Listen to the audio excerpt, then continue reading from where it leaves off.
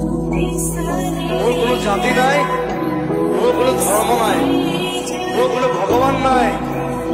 মই মুক্ত, মই কাঞ্চনজংঘা, মই কাঞ্চনজংঘা, মই কাঞ্চনজংঘা। এই মায়ার ধরা দুদিন মাত্র থাকিবা তুমি, জীবন গড়ে